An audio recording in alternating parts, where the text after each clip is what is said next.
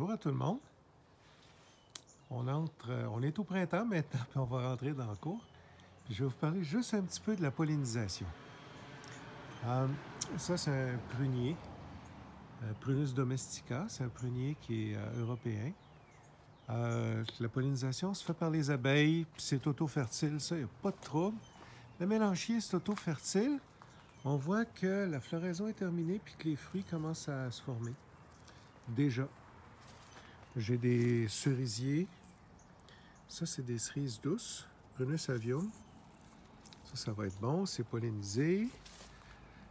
Le poirier est en fleurs.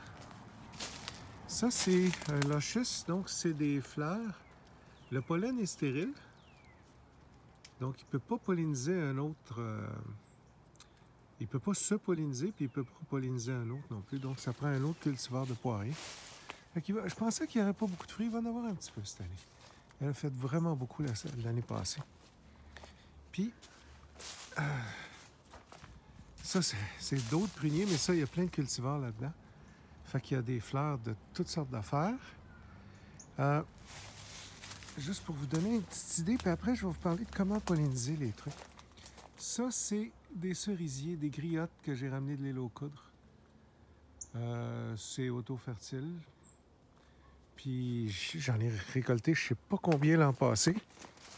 Puis il va en avoir encore autant cette année. Ça, je comprends pas. Je pensais qu'il alternerait, il n'a pas alterné. Ça, c'est ma surprise. J'ai fait une vidéo pour vous dire qu'il ne produirait pas en 2021. Parce que ça n'a pas de bon sens comment est-ce qu'il avait produit l'an passé. Ben, je me suis trompé. Ça a l'air de ça, un Roméo. Il est rendu à pas loin de 3 mètres, là. Par au moins 2 mètres de large. 3 mètres de haut, 2 mètres de large. Puis le Crimson Passion, il est à côté, il est là, là. La floraison est un petit peu plus avancée dans le Crimson Passion. Mais les deux se pollinisent très bien.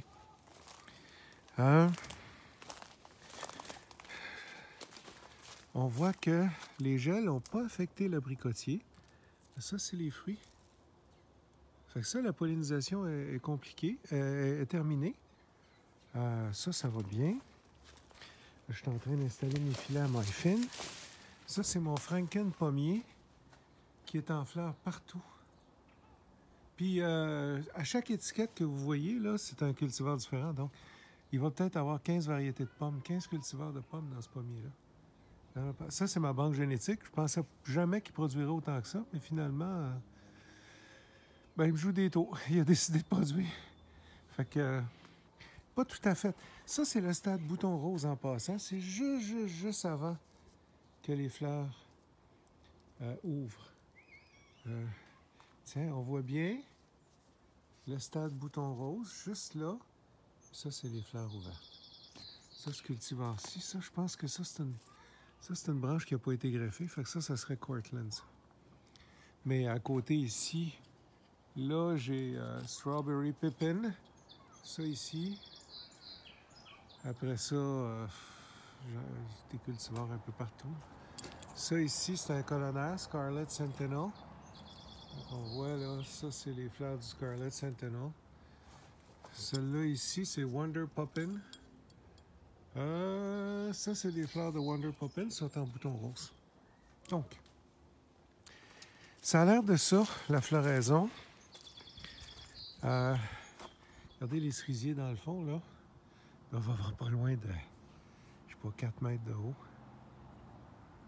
Fait que, ils sont auto-fertiles, fait que les insectes un peu, puis ça va être parti. Ça va être une grosse année de griotte ici. Puis une grosse année aussi d'abricotier, fait d'abricots.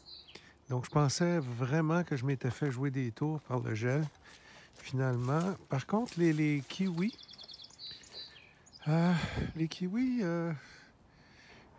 on voit, ben, ils mourront pas, là. Ça c'est pas un problème, mais ils ont été affectés par le gel. J'aurai peut-être pas beaucoup de fruits cette année. Ça ici, c'est mon plum cut. J'ai toujours des problèmes de pollinisation. Ça va pas pire. Ça a l'air d'être pollinisé. Ça, c'est une petite greffe. J'ai greffé Dandy Sweet sur mon Taylor Gold. Puis, regardez, quand c'est pas pollinisé, ça tombe. Quand c'est pollinisé, ça reste accroché, puis il y a une petite boule quand on pèse. Là. Fait que ça, c'est bon. Ça devrait être pas pire. On va voir comment... C'est sûr, regardez là. C'est sûr que la pollinisation n'est pas fantastique. Quand on a des hybrides complexes, il faut savoir, ce bout-là a de l'air... Il est moins pire que les autres années. Il est moins pire. Regardez ça, c'est impressionnant. Là. Je pensais jamais. Là. Il a produit en fou l'an passé, puis il reproduit encore. Puis mon pêcher qui est... le pêcher qui est hors contrôle, là, que je voulais couper, mais parce que j'en ai planté d'autres en avant. Mais ils ont un an, ils n'ont pas commencé à produire. Fait que je garde une coupe de vieilles branches. Il est à moitié mort, littéralement, ou 2 tiers mort à peu près, là, ou à moitié. On va faire plein de pêche en haut. Mais là, ça va être facile pour les écureuils d'aller chercher. Je vais mettre des filets, là, je vais m'arranger avec ça. Fait que c'est la floraison cette année. On est en pleine période de floraison. On est le 8 ou le 9 mai. Malgré le gel, malgré tout ce qui est arrivé, c'est ça que ça a fait. C'est magnifique. Merci.